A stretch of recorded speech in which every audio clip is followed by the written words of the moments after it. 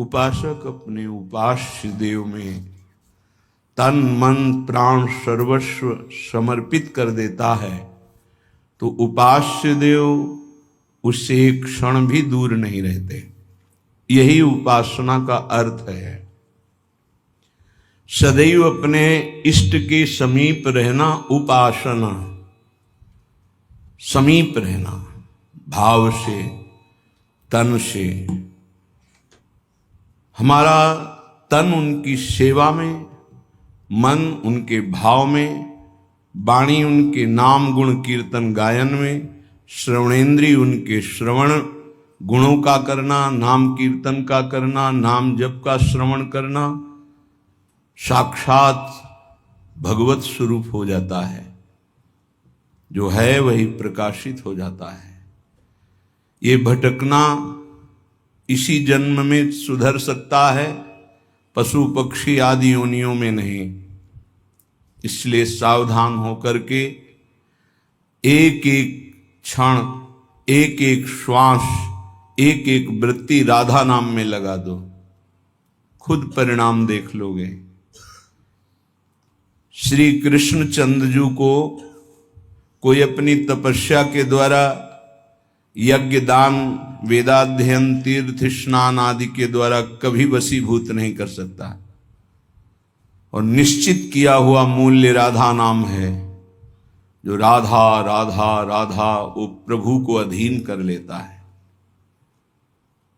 कुछ माफी मांगने की जरूरत ही नहीं पड़ती प्रभु से। अनुल्लिख्यानंता नपि तदपराधान मधुपतिर महाप्रेमा विष्टस्तौ परम देयम विंशति तवैकम श्री राधे गृणत ई नामामृत रसम महिम्न कह सीमाम स्पृशति तो दास्यैक मनसाम। जो राधा राधा राधा ऐसा उच्चारण करते हैं, प्रभु उनके अनंत अपराधों का लेखा जोखा ही नहीं करते। श्री जी के नाम की ऐसी महिमा है। फिर जो श्री जी के चरण दास्ता में अपने जीवन को लगा दिए, उनको क्या मिलता होगा। किसी की सामर्थ्य नहीं कि कोई इसका वर्णन कर सके कि जिस कृपा सिंधु की एक कृपा कोर से दुरंत राक्षस भाव को प्राप्त भी परम पद के अधिकारी हुए, वही कृपा समुद्र का सार रूप हमारी लाडली जू, उनकी कृपा को कौन जान सकता है।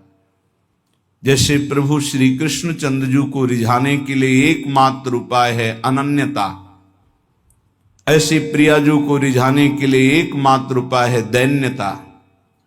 श्री जी के हो के अत्यंत दैन्य हो जाओ तो अवगुण करे समुद्र सम गनत नापनो जानी। ये मेरा जन है, बस इस बात से हम जीत जाते हैं। श्री जी के चरणारविंद में अपनापन हुआ कि हम जीत गए। अवगुण करे समुद्र सम, समुद्र के समान यदि अपराध बन जाए तो मेरी लाडली जो मानती ही नहीं कि अपराध हुआ है। पर ये अनन्यता, ये दैन्यता बिना रसिक महापुरुषों का सेवन किए नहीं आ सकती।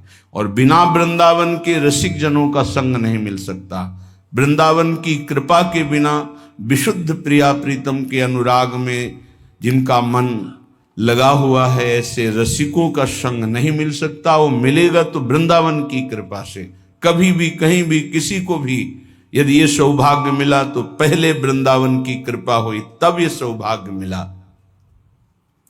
श्रीपाद प्रबोधानंद जी महाराज कह रहे हैं, गाढ़ा शक्तिमता मपीह विशेष स्वत्यंत निर्वेदतो दृक्पाते सहिष्णुतातिशयिनाम योगे समुद्योगिनाम ब्रह्मानंद रसैकलीन मनसाम गोविंद पादाम्बुज द्वंद्वाविष्ट धियाम च मोहनमिदं वृंदावनम स्वैर्गुणैः। बड़ी महिमा की बात कह रहे हैं श्रीपाद प्रबोधानंद जी महाराज।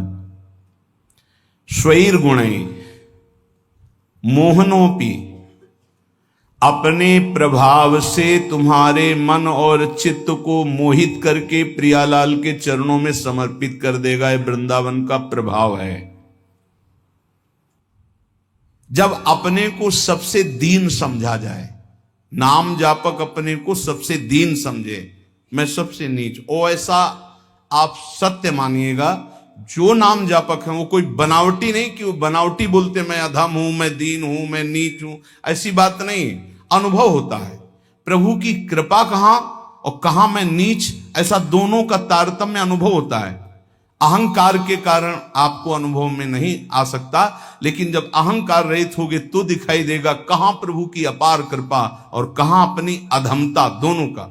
देखो स्वामी जी महाराज श्री ललिता जी के अवतार हैं, श्री स्वामी हरिदास जी, और अपने सिद्धांत पद में कह रहे हैं मोसो ना बिगारन को और तोसो ना संवारन को, तो ही मोई पड़ी होड़। अब विचार करो, हरिवंश महाप्रभु हित सजनी के अवतार हैं, वो कह रहे हैं क्वाहम तुच्छा परम मधमा प्रण हो गर कर्मा। कहा मैं तुच्छ अधम अपराध करने वाला हूं, कहा ये नाम, ये राधा नाम तो सिर्फ वृंदावन की महिमा जो मेरे हृदय में स्फुरित हो रहा है। क्या है ये? कोई साधक है, कोई संत है? ये तो साक्षात भगवान आचार्य रूप में अवतरित होते हैं। ये तो जब जब होए धर्म के हान, सेवक जी महाराज हरिवंश महाप्रभु के लिए लिखते हैं, जब जब होए धर्म के हान तब तब तन धरि प्रगटत आन, जान और दूजो नहीं। तो उपासक को चाहिए, जो नाम जापक उसका नाम तभी प्रकाशित होगा जब उसमें दैन्यता आए कि मैं तो वास्तविक मैं बहुत अधम हूं, लेकिन हम पर प्रभु की बहुत कृपा है। ये दोनों साथ होने चाहिए, केवल अधम ही कह के नहीं रुकना है। देखो हनुमान जी महाराज परम ज्ञानी महाभागवत, असमय अधम सखा सुनु, रुक नहीं गए, पर मोहू पर रघुवीर, देखो मेरे ऊपर कितनी कृपा, यद्यपि मैं अधम हूं, ये बात ध्यान देनी। नाम जापक उपासक तभी दिव्य ऊंचाई पर पहुंचता है जब तरण से भी अपने को नीचा समझता है। बहुत सहनशील होना चाहिए नाम जापक को, नाक में गुस्सा नहीं होना चाहिए। और ध्यान रखना, भजन करोगे तो ये आ जाएगा, सही ढंग से चलोगे तो नाक में गुस्सा आ जाएगा, क्योंकि अभिमान स्फुरित होगा जो अंदर है, उसको दमन करने के लिए गुरु शासन में रह जाता है। त्रिभुवन में कोई दूसरा नहीं है जो भजन का अभिमान नष्ट कर सके, केवल गुरु नष्ट करते हैं। एकमात्र अहंकार पर अगर हथौड़ा कोई मार सकता है ज्ञान का, तो केवल गुरुदेव है, दूसरा तो ऐसे ही बोलेगा, लेकिन वो सीधा प्रहार उसी अहंकार पर। बहुत सहनशील उपासक को गुरुदेव की कृपा बना देती है। इसलिए एक प्रश्न हुआ था कि हम अव्यक्त रूप से गुरु मान लेते हैं तो हमें क्या भगवत प्राप्ति नहीं होगी? देखो अव्यक्त तुम्हें चपत लगाने नहीं आएगा, ध्यान देना। अव्यक्त तुम्हें ऐसा नहीं कि खड़े रहो, यहां यही खड़े रहो जब तक लौट के नाम है, यही खड़े रहो, चलो ऐसा करो। ये हमको प्रगट गुरु चाहिए, क्योंकि प्रगट में फंसे हैं। वो हमको दुलार भी करें, हमें डांट भी सके, हमें चपत भी लगा सके, तभी हम सुधरेंगे।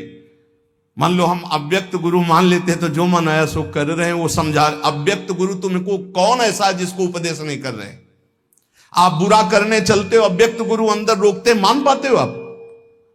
एक त्रिभुवन में गुरुदेव के सिवा कोई ऐसा नहीं है जो निर्विकार और निरहंकार कर सके। ये हम खुली बात कहते हैं। भगवान भी हमारे हृदय में बैठे रहे, निर्विकार नहीं किए। जन्म जन्मांतर से हमारे साथ हैं, कभी निर्विकार नहीं किए, कभी निरहंकार नहीं किए। वही हृदयस्थ भगवान अव्यक्त जब व्यक्त रूप गुरु रूप धारण किए तो पक्का सुधार हो गया, पक्का माया से मुक्त करने का मार्ग दिखा दिया। नहीं तो हाथ उठा कहते चाहे सर के बल खड़ा होकर तप करे, अहंकार पे कोई फर्क नहीं पड़ता। 10-10 हजार वर्ष तक खड़े रहे, जटाओं में घोंसले बन गए, चिड़िया बैठी, तुम कितने साल जियोगे? सारा अहंकार मिट्टी में, सब ज्ञान है तो क्या हुआ? केवल जल पी के रहे तो क्या हुआ? कितने ऐसे पशु पक्षी जल आहार करते हैं, उनको भगवत प्राप्ति हो गई। हर अहंकार की धज्जियां गुरुदेव उड़ाते हैं, और जब गुरुदेव का ऊपर वरद हस्त नहीं रहता तो सिद्धता का नाटक शुरू हो जाता है, नाटक शुरू हो जाता है। इसीलिए अत्यंत दैन्य भाव वास्तविक जब आएगा तो गुरुदेव के चरणों में आएगा। पक्का समझो, हम आपको हृदय की बात कहता हूं, जब तक गुरुदेव की कृपा नहीं तो दो बातों पर विजय नहीं प्राप्त की जा सकती। विकारों पर षड विकार जित, ये गुरुदेव की कृपा, और अहंकार रहित होना केवल गुरुदेव की कृपा, ये दैन्यता केवल गुरुदेव। ये खूब अंदर की बात कह रहा हूं, खूब साधन मार्ग में चल के कह रहा हूं। जब तक गुरु कृपा नहीं होगी प्रगट गुरुदेव की, तब तक दो बातों पर विजय नहीं प्राप्त की, एक तो विकार और दूसरे अहंकार। बहुत सहनशील होना, सहनशील गुरुदेव बनाते हैं, ठोक ठोक के हर जगह, जहां कमजोर हो वहीं पीट पीट के।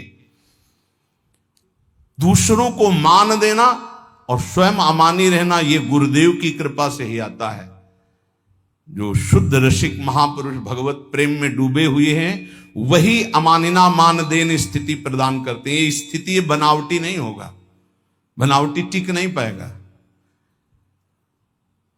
चाहे जितना भारी विद्वान तपस्वी पांडित्य से युक्त क्यों न हो, जब तक वो अपने को तृण से नीच नहीं समझता, सहनशील नहीं होता, दूसरों को सम्मान देना, स्वयं अमानी रहना, तब तक उसमें भगवत भाव का प्रादुर्भाव नहीं होता। ये बात बहुत ध्यान देने की है, नहीं खाली भटकना पड़ेगा। ऐसे हमसे बनते रहेंगे कि अंधा बटे और पड़ा चबाए। भजन करना कठिन, करके बचाना कठिन, बचा के पचाना कठिन। उपासक को चाहिए कि भूख लगे तो आधा पेट भोजन कर ले, प्यास लगे तो जल पी ले। जो विरक्त है उसे सदैव अपने साधन पथ को पुष्ट करते रहना चाहिए। अपने भजन, अपने साधन, अपना संयम, अपना ब्रह्मचर्य। कलयुग में सरल, सहज, महामहिम, परम सिद्धि प्रदान करने वाला नाम है, नाम। एक बहुत बड़े विद्वान थे, महाप्रभु चैतन्य देव नाम जी की महिमा वर्णन कर रहे थे, तो उसने कहा यह सब हम नहीं मानते, ये शास्त्रों में अर्थवाद कहा गया है। अर्थवाद कहते हैं कि फल स्तुति का वर्णन है, ऐसा वस्तुता नहीं है। इतना सुनते ही महाप्रभु ने कानों को ऐसे अंगुली से बंद किया और कहा कृष्ण कृष्ण कृष्ण कृष्ण कृष्ण, श्री हरि श्री हरि श्री हरि श्री हरि। कितनी बड़ी पाप की बात कह दी और हमने सुन लिया। अरे नाम की तो निंदा कर दिया, सुनने मात्र से पाप लगता है। चलो सब चलो, वस्त्र सहित गंगा स्नान करो। इस अपराधी के मुख से नाम की ऐसी अवहेलना सुनने के कारण हम सब अपवित्र हो गए। महाप्रभु सब के सब वस्त्र सहित सचेल, सचेल में कहते हैं कि वस्त्र सहित, वैसे ही गंगा स्नान किया। फिर गंगा जी में ही खड़े होकर के महाप्रभु भक्तों को कहने लगे, भाई तुम सच्चे मानो, अखिल कोटि ब्रह्मांड नायक श्री कृष्ण के एक एक रोमकूप में असंख्यों ब्रह्मांड है। उन श्री कृष्ण को अधीन करने की सामर्थ्य श्री कृष्ण का नाम रखता है। मैं गंगा में खड़े होकर कहता हूं, पक्का पक्का। ये विद्वता भी बहुत कभी कभी भगवान से विमुख कर देती है।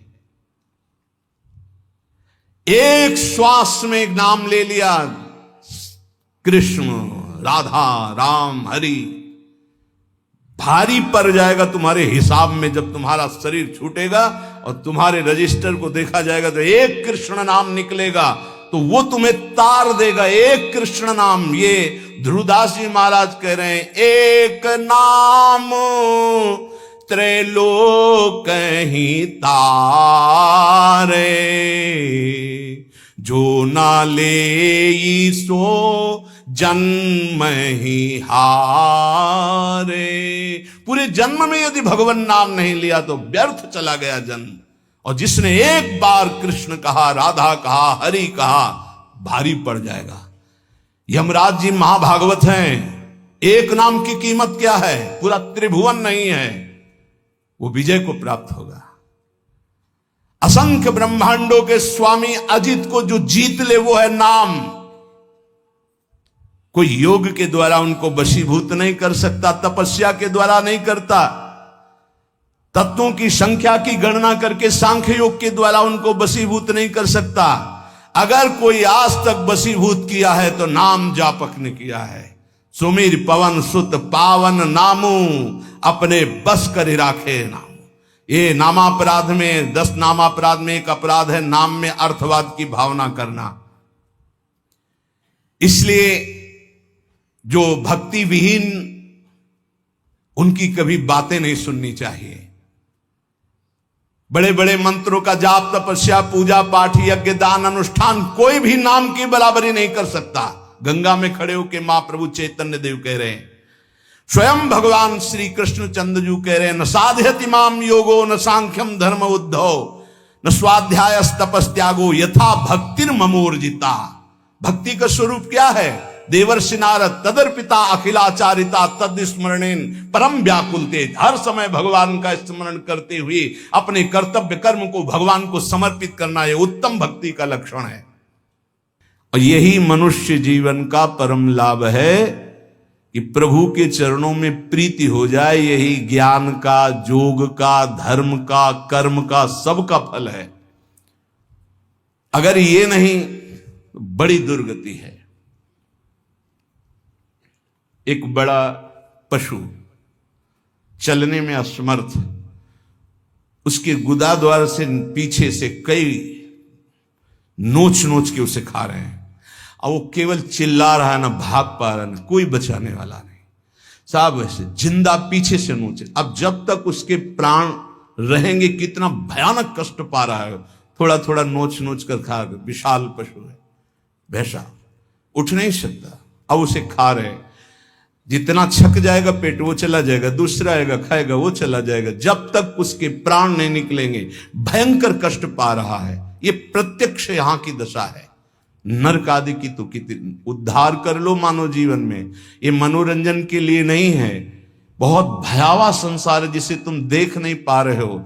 जलज्ज्वालम शीतई स्वपदम करंदई समयतु, ये जलती हुई ज्वाला है, बचना है तो स्वपदम करंदई समयतु, प्रिया प्रीतम के चरणारविंद की शीतलता से इन तीनों तापों का दमन करके प्रिया प्रीतम को प्राप्त कर लो, अन्यथा कोई उपाय नहीं। मनुष्य शरीर छूटा कि धोखा ही धोखा। क्या तुम समझते हो अविनाशी हो तुम? ये तो नहीं समझ पाए तुम अविनाशी हो। तुम तो देह भाव में विचरण करते हुए भोगों में राजी हो, तो तुम्हें देह ही मिलेंगे, लेकिन ये देह नहीं मिलेगी। बार बार ये देह नहीं मिलती। रसिक शिरोमणि श्री ध्रुवदास जी महाराज कह रहे हैं, बार बार तो बनत नहीं यह संजोग अनूप, मानुष तन वृंदा विपिन रसिकन संग विरूप। बहुत बढ़िया अवसर है, अभिमान न करो, प्रार्थना मान लो। ये जो महापुरुषों की वाणी, संतों की वाणी है, ये आपके परम मंगल के लिए है। ये किसी स्वार्थ से युक्त नहीं है। ये तुम्हारे परमार्थ को, परम अर्थ, परम सुख प्रदान करने वाली है। कोई कितना भी तुम्हारी निंदा करे,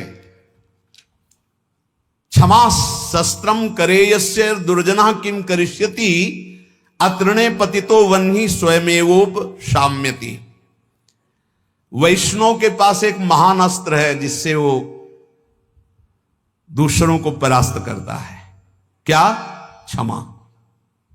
ध्यान देना, ये वो अस्त्र है जो सांप से भी भारी है। उमा क्षमा सापहुते भारी, अपने कर्म जाय अपकारी तुम्हें। क्षमा शस्त्रम करे यस्य दुर्जना किम करिष्यति, क्षमा रूपी शस्त्र का प्रहार करो, अर्थात क्षमा कर दो। दुर्जन लोग तुम्हारा बिगाड़ नहीं सकते क्योंकि भगवान है। जैसे तिनका जलकर भस्म हो जाता है, ऐसे ही दुर्जन लोग अपने आप सापहुते भारी। वैष्णव को क्षमा करना चाहिए।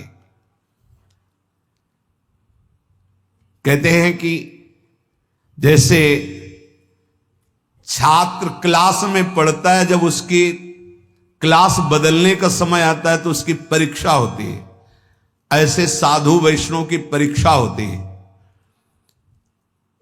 क्या परीक्षा होती? उसको गाली दी जाएगी, अपमान होगा, निंदा होगी। ये ध्यान देना, ये परीक्षा अगर पास हो गए क्या, क्षमा और शांति, तो आगे क्लास में पहुंच जाओगे भूमिका में, नहीं फिर नीचे बने रहोगे। इस लोक में तुम्हारी चाहे कोई कितनी निंदा करे, तुम उसकी निंदा मत कर देना। निंदा को सहन करना। निंदा दो प्रकार की होती है, एक अपवाद और एक प्रवाद।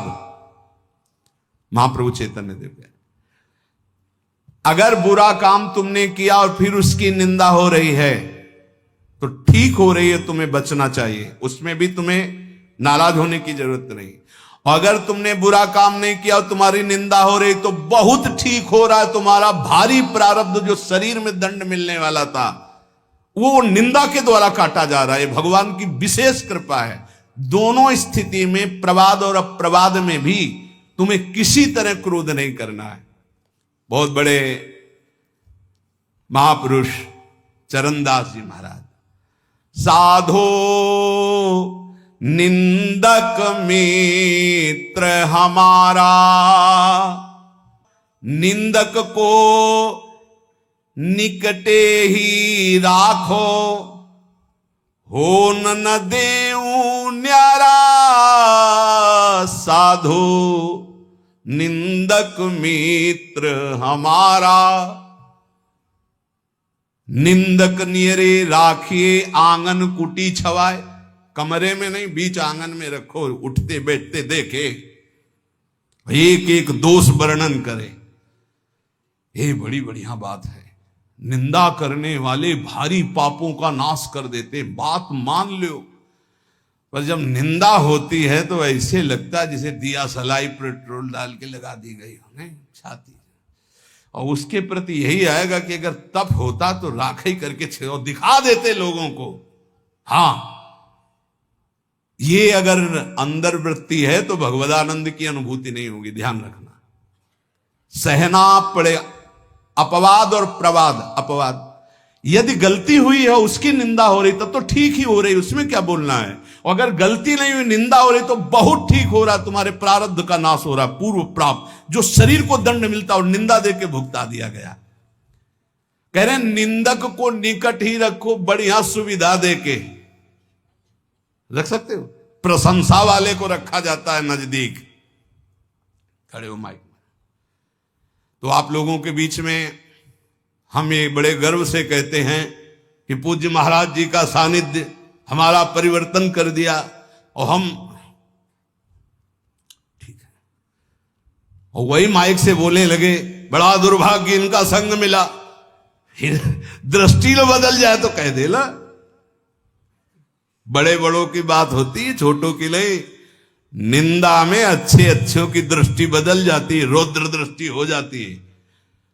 जो निंदा होने पर शांत रहे वो स्थिति प्रज्ञ महात्मा होता है। पूज्य पाद उड़िया बाबा जी महाराज, जैसे कोई विदेशी भाषा में हमको गाली दे, हमें पता ही नहीं क्या बोल रहा है, मुस्कुरा के चल देंगे। जब हमारी भाषा में हमको गाली दे और हम ऐसे मुस्कुरा के चल दे, बिल्कुल बुरा ना लगे, तो समझो स्थिति आई है। पाछे निंदा करियग धोवे, सुनि मन मिटे विकारा, जैसे सोना तापी अगिन में, निर्मल करे सुनारा, साधो निंदक मित्र हमारा। ये निंदक लोग कितने कृपालु हैं। ये पीछे से निंदा करते हैं और क्या करते हैं, समस्त विकारों को उसके मिटाकर ऊपर उठा देते हैं। पक्का निंदा सह गए तो भूमिका बदल जाएगी। बहुत कठिन है निंदा सहना, बहुत कठिन है। निंदा सह गया तो द्वंद्व सहने की ताकत आ जाएगी। स्तुति बहुत अच्छी लगती, नहीं लगती। बगल से निकल के कोई भी ये कह रहा कि बड़े भाग्य हैं इसे महात्मा के दर्शन, और कान में पड़े तो ऐसा लगता है बर्फ की सिल्ली रख गई, नहीं। और जब कोई न कोई प्रणाम न कोई नमस्कार और कटु वचन बोले, फिर उसके हमारा नम्र भाव, ये हमारी वैष्णवता, ये साधुता है। क्या करते, जैसे अग्नि में तपाकर सोना शुद्ध होता है, ऐसे निंदा करके ये लोग हमारे पापों का नाश करके हमें ऊंची स्थिति प्रदान करते। तो कौन बड़ा हुआ, जो हमें स्तुति करके नीचे गिरा दे या जो निंदा करके ऊपर उठा दे?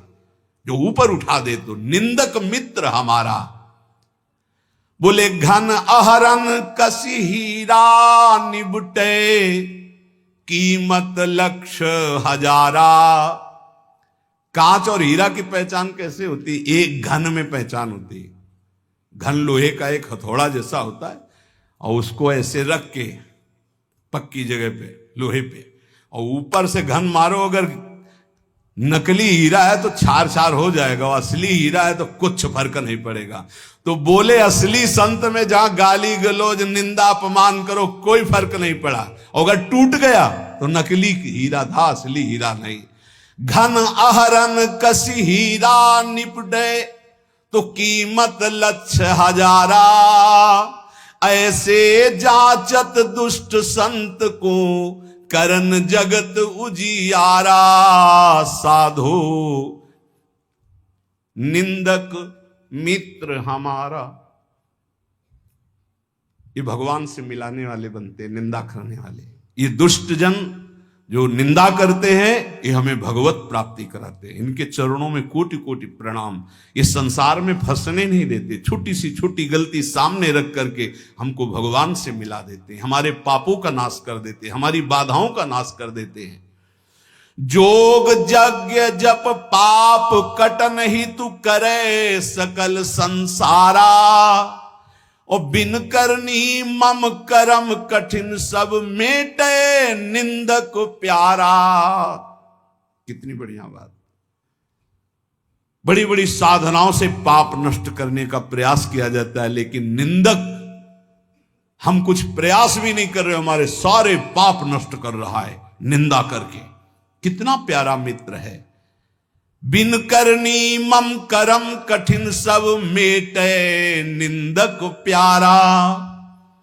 सुखी रहो, ये कोई संत ही बोल सकते हैं, ये केवल संत हृदय बोल सकता है। सुखी रहो निंदक जग माही, रोग न हो तन सारा। हमारी निंदा करने वाला, उतरे भव निधि पारा। ये कोई महात्मा ही बोल सकता है, दूसरे की ताकत ही नहीं। कह रहे हैं निंदक सुखी रहो, इस लोक में तुम्हारे शरीर में कोई रोग ना हो, और मेरी निंदा करने वाला परलोक में भगवान को प्राप्त हो। ये मेरा आशीर्वाद है। क्या संत है, क्या इनका हृदय कौन जान सकता है। सुखी रहो निंदक जग माही, रोग न हो तन सारा। हमारी निंदा करने वाला, उतरे भव निधि पारा। साधो निंदक मित्र हमारा। निंदा जो कर रहे हैं, निंदक के चरणों की स्तुति भाखों बारंबारा। चरण दास कहे सुनियो साधु, ये निंदक साधक भारा। ये निंदा करने वाले भगवान की प्राप्ति कराने में बड़े सहायक हैं। हे साधु, कभी इनकी निंदा मत करना। जो तुम्हारी निंदा करे तुम सह जाना, तुम्हें भगवत प्राप्ति करा देंगे, पक्की बात। इसलिए महाप्रभु चैतन्य देव अपने श्रीमुख से कह रहे हैं कि यदि लौकिक और पारलौकिक उन्नति प्राप्त करना चाहते हो, तो तुम अपनी निंदा की कभी अवहेलना मत करना। तुम्हारी निंदा हो रही, बड़े प्यार से चुपचाप सुन लेना और क्षमा कर देना, तो तुम इस परमार्थ के क्लास में ऊपर उठ जाओगे।